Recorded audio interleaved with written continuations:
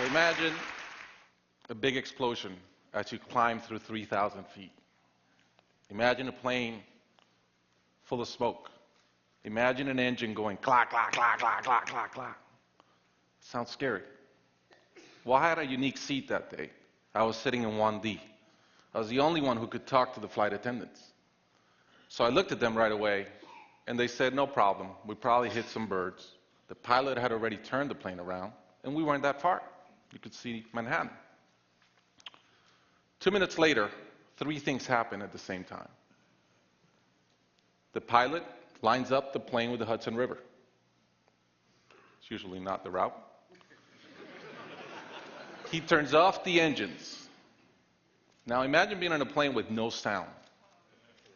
And then he says 3 words, as unemotional 3 words as I've ever heard. He says, brace for impact. I didn't have to talk to the flight attendant anymore. I could see in her eyes, it was terror. Life was over. Now I want to share with you 3 things I learned about myself that day. I learned that it all changes in an instant. We have this bucket list, we have these things we want to do in life, and I thought about all the people I wanted to reach out that I didn't, all the fences I wanted to mend, all the experiences I wanted to have and I never did.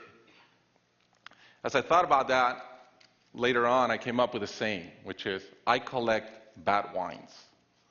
Because if the wine is ready and the person is there, I'm opening it. I no longer want to postpone anything in life. And that urgency, that purpose, has really changed my life. The second thing I learned that day, and this is as we clear the George Washington Bridge, which was by not a lot, I thought about, wow, I really feel one real regret. I've lived a good life. In my own humanity and mistakes, I've tried to get better at everything I tried. But in my humanity, I also allow my ego to get in. And I regretted the time I wasted in things that did not matter with people that matter. And I thought about my relationship with my wife, with my friends, with people. And after, as I reflected on that, I decided to eliminate negative energy from my life. It's not perfect. It's a lot better. I've not had a fight with my wife in 2 years. It feels great. I'm no longer trying to be right. I choose to be happy. The third thing I learned, and this is as your mental clock starts going 15, 14, 13, you can see the water coming. I'm saying, please blow up. Right? I don't want this thing to break in 20 pieces like you've seen in those documentaries. And as we're coming down, I had a sense of, wow, dying is not scary. It's almost like we've been preparing for it our whole lives. But it was very sad. I didn't want to go. I love my life. And that sadness really framed in one thought, which is, I only wish for one thing. I only wish I could see my kids grow up. About a month later, I was in a performance by my daughter, first grader, not much artistic talent, yet. And I'm bawling, I'm crying like a little kid. And it made all the sense in the world to me. I realized at that point, by connecting those 2 dots, that the only thing that matters in my life is being a great dad.